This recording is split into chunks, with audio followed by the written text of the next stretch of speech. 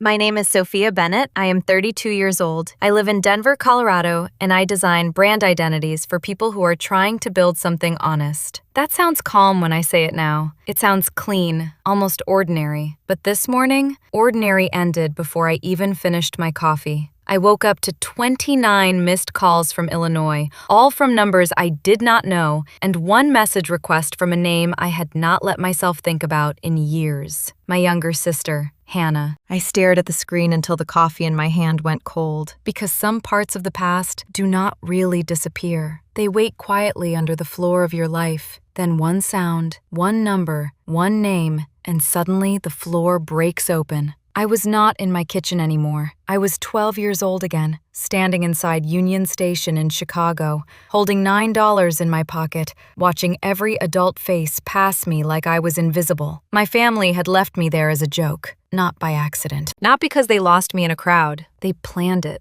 They laughed about it. They made a bet over whether I could find my way home alone. My mother said I needed to learn independence. My father said he wanted to see if I was smart enough to survive one afternoon in the real world. They thought fear was funny. They thought my panic was a lesson. They thought nobody would ever know the truth. But they were wrong about that. They forgot one thing. Union Station had cameras. Long before I understood what evidence meant, long before I understood that adults could lie with calm faces and still be exposed by a silent machine on a ceiling, that day had already been recorded. The pillar where they told me to wait, the hours I stood there, the way I walked in circles, too scared to leave and too scared to stay, the car slowing outside the entrance, my mother leaning toward the open window, my father smiling like my terror was a family joke. It was all there. I did not know it then. Back then, I only knew that the people who were supposed to protect me had turned me into entertainment. And when Hannah called this morning, 20 years later,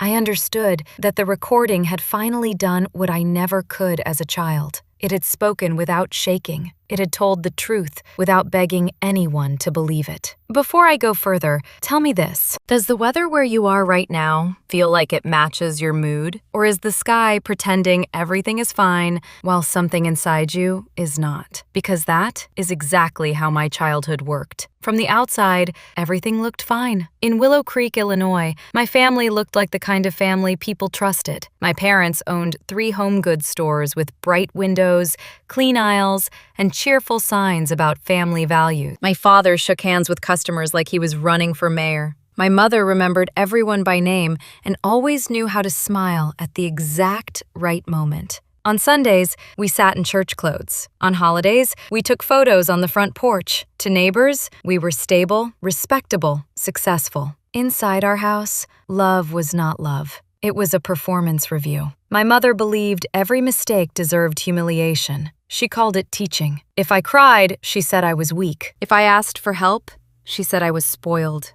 If I stayed quiet, she said I was hiding guilt. My father never stopped her. Most of the time, he joined in, laughing like cruelty became harmless if 2 adults agreed it was funny. When I was 8, I asked for new sneakers at the mall because my old ones had holes near the toes. My mother said I needed to learn that nobody owed me comfort. She sat me on a bench near the food court and walked away with my father. They left me there for almost 3 hours. I watched families pass with shopping bags and pretzels and drinks, trying not to cry because crying always made things worse. When they finally came back, my father laughed and said he had won $20 because he guessed I would still be sitting exactly where they left me. When I was 10, boys from school mocked me after a weekend game, and I cried in the parking lot. My mother said tears attracted predators. My father drove to the far side of the stadium, told me to get out, and left me near the curb after sunset. They came back later with fast food for themselves and no apology for me.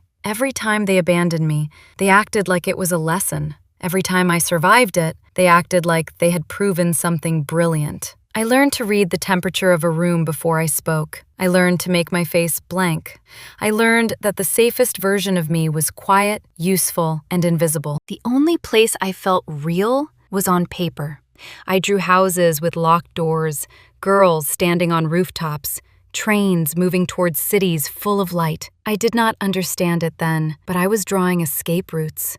I was drawing the future before I knew I would need one. And the day everything broke began with something small, a B+ in art, my best subject, my only safe place. My mother held that report card like proof that I had failed as a daughter. That night, I heard my parents talking in the kitchen.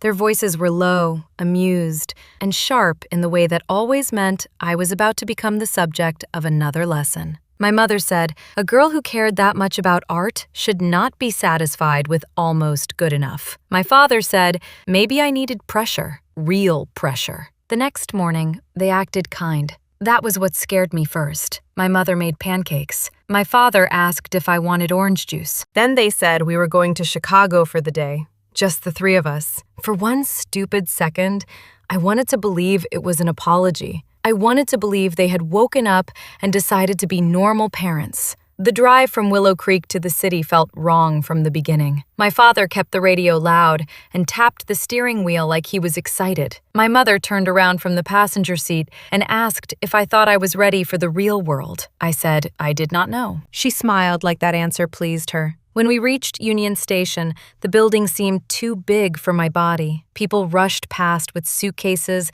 coffee cups, tickets, and lives that looked planned. My mother pointed to a huge pillar near the entrance and told me to wait there while they moved the car and grabbed lunch. 15 minutes, she said. Maybe 20. I asked if I could come with them. My father laughed so loudly, a man nearby looked over. He said I was 12, not a baby. So I stayed. 15 minutes became 30. 30 became an hour. I kept checking the clock, then the doors, then the street outside. I had $9, no phone, no written address, and no idea how to use the train system. Still, I stayed close to the pillar because disobeying them felt dangerous, even after they were gone.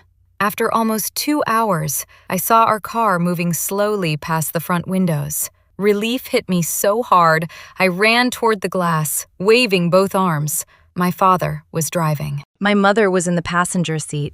They saw me. I know they saw me. My mother rolled down the window and laughed. Then she shouted, I bet $50 you cannot even find your way home. My father raised his thumb like he was cheering me on. Then they drove away. I stood frozen. I did not know that above me, the station cameras had already caught everything. Me waiting, them passing, my mother leaning out, my father laughing. My panic becoming evidence before I even knew I would need proof. At that moment, I only knew one thing. I was not lost. I had been left. I walked back inside the station because my legs moved before my mind did. The noise felt different now. Every announcement sounded too loud. Every suitcase wheel scraped against the floor like it was inside my skull. I moved from one bench to another, then back toward the pillar, then toward the doors, then away from them again. I was terrified that if I left, they would come back and punish me for not waiting. I was terrified that if I stayed, night would come and I would still be there. That is how they had trained me. Even abandoned, I was afraid of breaking their rules. I tried to remember the road home, but Willow Creek felt like another planet. I tried to think of someone to call, but my parents had made sure I never trusted anyone enough to ask. They had always said strangers were dangerous, police made things worse, and children who caused embarrassment deserved whatever happened next. So I stayed silent. I cried in small bursts, wiping my face quickly whenever someone looked near me. Almost 3 hours passed before Maria noticed me. She worked at the station, probably in her 50s, with tired eyes and a voice that did not push. She stopped me near a hallway and asked if I was lost. I lied and said I was waiting for my parents. She asked how long. I said I did not know. Then she asked if I had eaten. That question broke me. I started crying so hard I could barely breathe. I told her they left me. I told her they drove past and laughed. I told her my mother bet $50 I could not find my way home. Maria did not laugh. She did not tell me I was dramatic. She crouched slightly and said, "You are safe right now, and I'm going to help you." Security came first, then transit police. One officer asked me questions, while another checked the cameras near the entrance. I remember sitting with a bottle of water in both hands, shaking so badly the plastic crackled. The officer returned with a different face than the one he had left with. Serious, controlled, angry in a way adults almost never were on my behalf. He said the footage showed me waiting for hours. It showed the car slowing outside. It showed my parents looking toward me before driving away. Later, when he called them, I heard only his side of the conversation. He asked if they were coming back immediately. Then his jaw tightened. He said, "No, ma'am, this is not independence training. This is child abandonment." Those words landed like a key turning in a lock. For the first time, what happened to me had a real name. By the time the case reached court, I had already spent my first night with Mark and Laura Bennett. Their house was warm, cluttered, and quiet in a way I did not trust yet. Laura asked if I wanted soup or spaghetti. Mark asked if I wanted the hall light left on. Nobody laughed when I cried at the table. Nobody told me fear was weakness. In the weeks that followed, social workers reviewed everything. My parents arrived in court dressed like victims of a misunderstanding. My mother said they were building resilience. My father said children needed real-world pressure. Then the footage was shown. The courtroom went silent. There I was, tiny beside that pillar, waiting for hours. There was their car, slowing outside. There was my mother, leaning toward the window. There was my father, smiling before they drove away. Their words sounded smaller after that.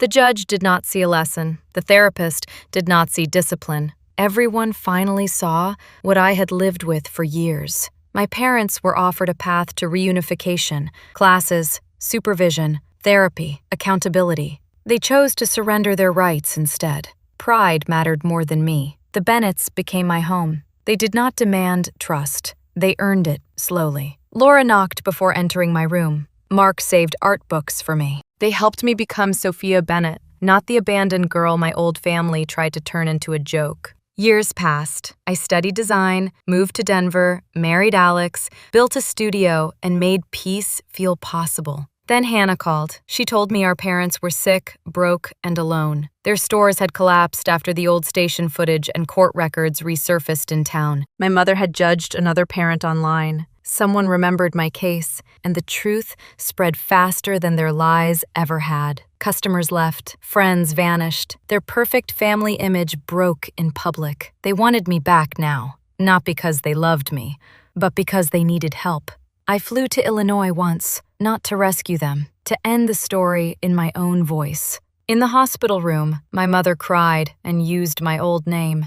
I corrected her, Sophia. My father said they had made mistakes. I told him, mistakes do not last for hours on camera. Mistakes do not laugh while a child panics. Mistakes do not become family bets. My mother asked if I could forgive her. I said forgiveness was not a bill I owed. Then I told them the sentence I had carried for 20 years. You bet I could not find my way home. I did. I just never came back to yours. I left without paying, without promising, without looking back. Real family does not test whether you can survive abandonment. Real love does not record your fear as entertainment. But sometimes the world records the truth, and one day, the people who laughed have to watch it too.